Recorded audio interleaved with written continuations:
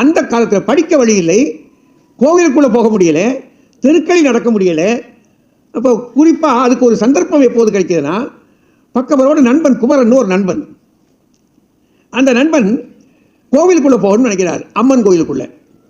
அந்த கோவிலுக்குள்ளே விடமாட்டேங்கிறாங்க. இவருக்கு கூட்டிகிட்டு போகிறார், இன்றைக்கி கோவிலுக்குள்ளே நீ போய்த்தான் ஆகணும் வாடான்னு கூட்டிகிட்டு போகிறார். அப்போ ஊருக்குள்ளே இருக்கவங்க சொல்கிறாங்க, அது முடியாதுப்பா, அது ஊர் கட்டுப்பாடு, போகக்கூடாது அவருன்னா. அவர் கேட்குற காரணம், இவங்க உழுத நிலத்தில் இருந்து தான் அம்மன் சிலை கிடச்சிச்சு, அந்த சிலையை தான் வச்சு நீங்கள் பூஜை பண்ணுறீங்க ஒன்று. ரெண்டாவது, இவருடைய வீட்டில் கறந்த பாலைத்தான் கொண்டு வந்து இந்த தெய்வத்துக்கு அபிஷேகம் பண்ணுறாரு. அப்போ அந்த அம்மன் சிலை வேணும், அந்த பால் வரலாம், ஆனால் இவர் உள்ளே வரக்கூடாதா? அது எப்படியா முடியும்?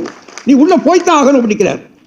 இந்த இரண்டு காரணங்கள் தான். ஒன்று, படிக்க முடியவில்லை, கோவிலுக்குள் போக முடியவில்லை, மரியாதை இல்லை என்பது மட்டும்.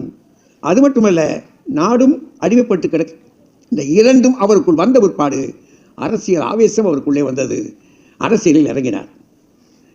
அன்றைக்கு அவர் பார்த்திருக்கிற அரசியல் இருக்கிறதே தியாகத்திலே விளைந்த விளைச்சல்.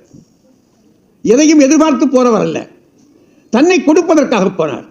எதையும் எடுப்பதற்காக போனவர் அல்ல, இதை கொடுத்து இதை பெற வேண்டும் என்பது இன்றைய அரசியல். இன்றைய அரசியல் எல்லாம் எவ்வளவு போட்டால் எவ்வளவு பெறலாம், இது இன்றைய அரசியல். ஆனால் என்னை கொடுத்து இந்த மண்ணை உயர்த்துவேன் என்று எழுந்த பெருந்தலைவர் அவர். என்னை கொடுப்பேன், எதையும் எதிர்பார்க்க மாட்டேன், ஏழைகளுக்கு உதவுவதென்றால் என்ன பாடு என்றாலும் நான் படுவேன் என்று சொன்ன பெருந்தலைவர் அந்த புனித மகன்.